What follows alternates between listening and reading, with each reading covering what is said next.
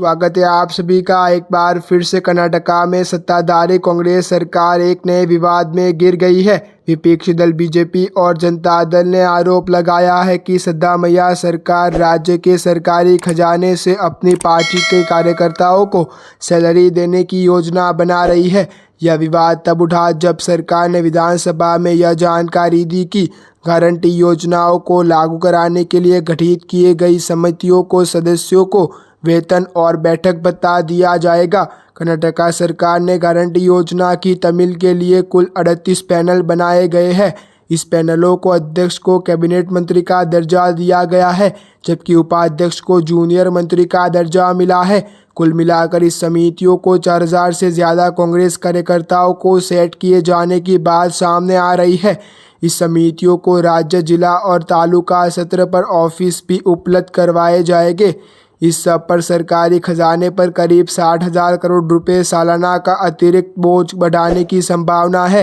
विपक्षी दल भाजपा और जेडीएस ने इस फैसले पर कड़ी आपत्ति जताई है। उनका आरोप है कि कांग्रेस सरकार अपने कार्यकर्ताओं को सरकारी धन के माध्यम से फायदा पहुंचा रही है।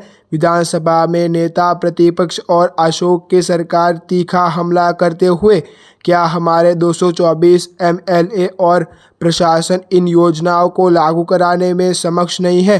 कांग्रेस पार्टी अपने कार्यकर्ताओं को सरकार धन से फायदा पहुंचाने की कोशिश कर रही है। ये राज्य के खजाने का खुला दुरुपयोग है। इस पूरे विवाद में कर्नाटका के उप मुख्यमंत्री और प्रदेश कांग्रेस अध्यक्ष डीके शिव कुमार को सफाई दी है। वह और भी विवादास्पद लगाते हैं।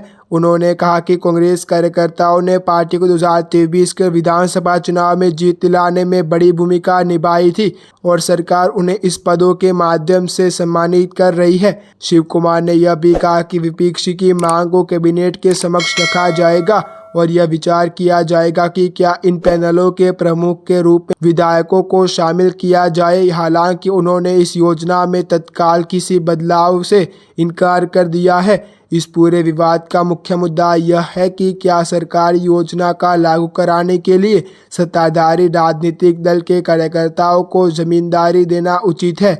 आमतौर पर सरकारी योजनाओं का संचालन निर्वाचित जनप्रतिनिधियों और प्रशासनिक अधिकारी के माध्यम से किया जाता है, लेकिन कांग्रेस सरकार ने पार्टी कार्यकर्ताओं को इस प्रक्रिया में शामिल कर दिया है, जिसे विपक्षी ने सरकार पैसों से राजनीतिक लाभ लेने की रणनीति करार दिया है। यह पहला मौका नहीं है जब किसी सरकार पर राजनीतिक भर्तियों के आरोप लगे हैं, लेकिन इस मामले में सीधे तौर पर सरकार धन का इस्तेमाल पार्टी कार्यकर्ताओं को वेतन देने के लिए किया जा रहा है, जिससे यह मामला गंभीर हो गया है। कर्नाटका सरकार पहले ही दलितों और आदिवासियों के लिए निर्धारित फंड को अपनी 5 चुनावी गारंटी के अमल के लिए डायवर्ट करने का आरोप झेल रही है। ऐसे में यह विवाद जनता के प्रति सरकार की जिम्मेदारी पर और भी गंभीर प्रश्न चिन्ह खड़े कर रहा है।